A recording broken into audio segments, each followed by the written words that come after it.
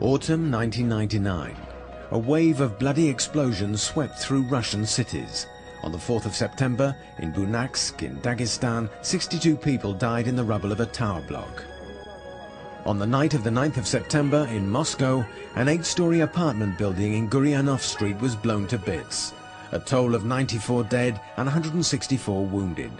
At dawn on the 13th of September in the capital city again, a powerful explosion totally destroyed a 7-story building on the Kashira Road. 119 bodies were pulled from the rubble. They included 12 children. 3 days later, in Volgodonsk in southern Russia, 17 people died in another explosion. Russia had never before been subjected to such acts of terrorism.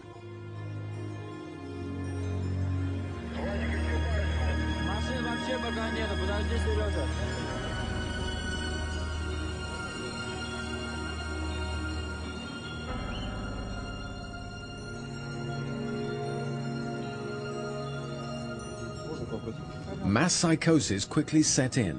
All offices and non-residential premises, cellars and basements were thoroughly checked.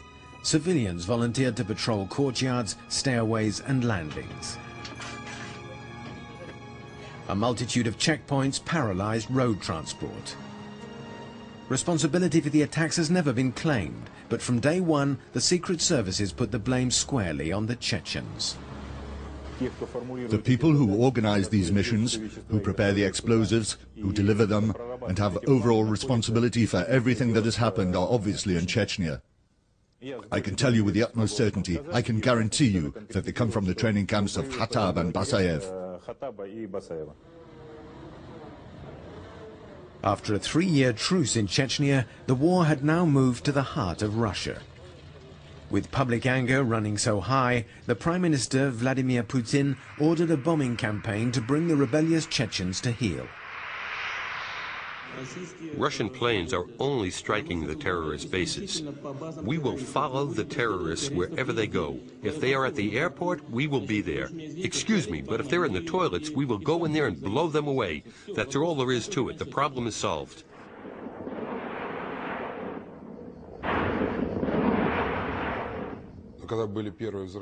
When the first explosions took place in Moscow, then in Volgodonsk, the public was in a state of stupefaction and shock. This coincided with the appointment of Putin as Prime Minister. And I think that then about 90 to 95% of people, just like today in America, supported the action the president was taking to eliminate the Chechen bands.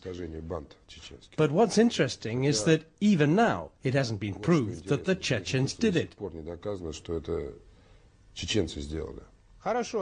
Okay, so the finger is pointing at a whole people, the Chechens. But show me who carried out the attacks, show me who planted the bombs. They can't do it. The slow progress of the inquiries, the absence of proof, the sheer scale and professionalism of the bombings all cast doubt on Chechen involvement. Speculation as to the possible involvement of the Lubyanka, the secret services, began to emerge.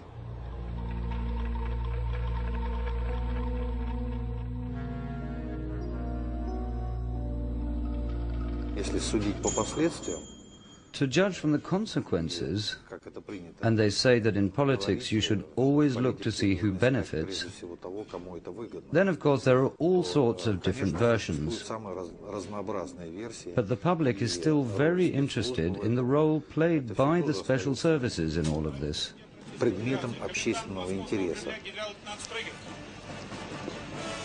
After public demands for peace, the enraged Russian people turned against the Chechens and the war was renewed. There's little doubt that it was the toughened public opinion that put the young hardliner Vladimir Putin, the former head of the Secret Service, the FSB, into the Kremlin.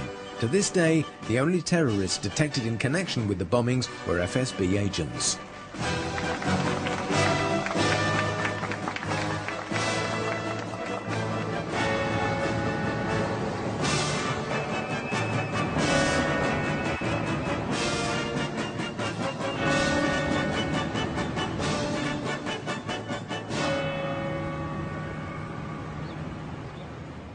The first suspicions of special service involvement in the bombings came after 3 explosions had already claimed more than 300 lives.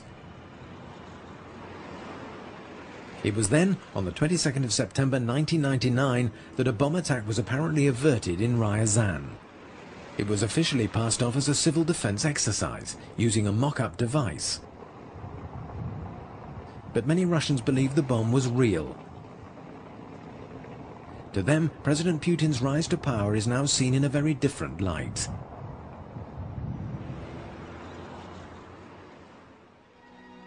Those involved in investigating the mysterious events in Ryazan include journalists from Novaya Gazeta, one of Moscow's last remaining independent publications.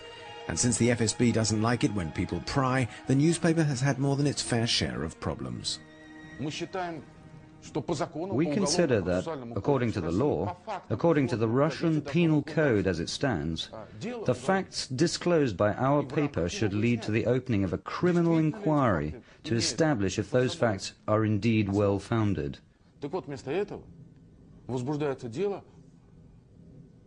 But instead of that, a slander suit has been brought against the paper.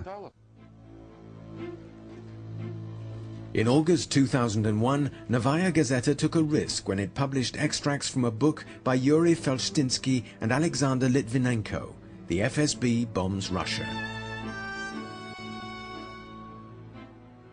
The historian Yuri Felshtinsky was born in Moscow and since 1978 has lived and worked in the United States.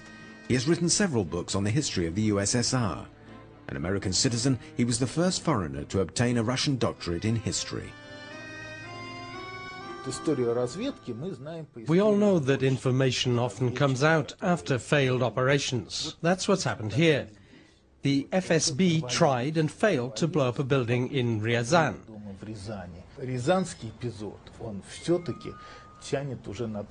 The details are clear enough now to make it a textbook case. We know everything. What car they came in, how many of them there were, when and how they planted the bomb. We even know what time it should have gone off.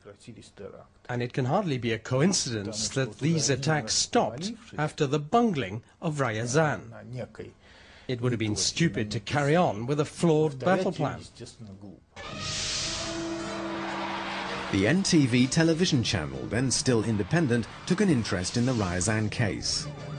In March 2000, it broadcast an open debate with everyone involved in the affair in its show Independent Inquiry. Thanks to these images, which strangely enough have neither been seized nor destroyed, we can reconstruct what really happened in Ryazan. On the 22nd of September, at 9:10 in the evening, a suspicious scene was played out in front of an apartment building. Two men and a woman unloaded 3 large bags from the boot of a white car and carried them into a basement.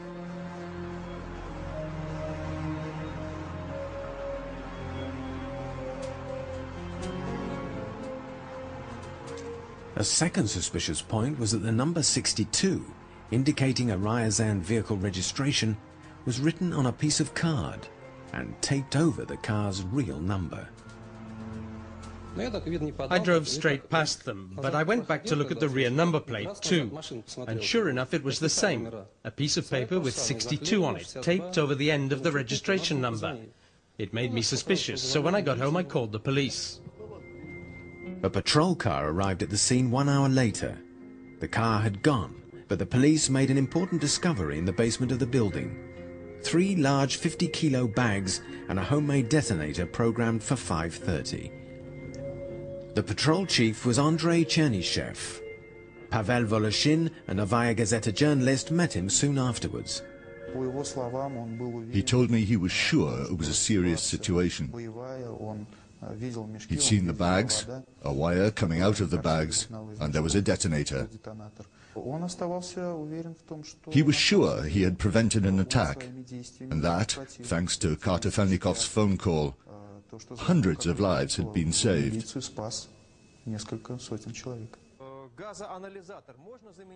On the NTV program, the tenants of the building recounted the details of what they saw and went through that night.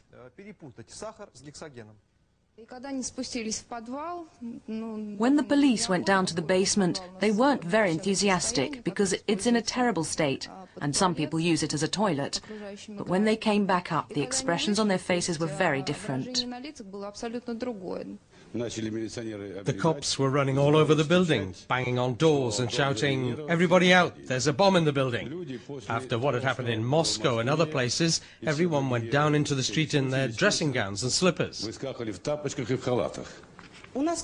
got a 3-year-old. We grabbed him out of the bath, soaking wet. We wrapped him up in a towel, put our heads down and ran. I got there at 10:15 that evening.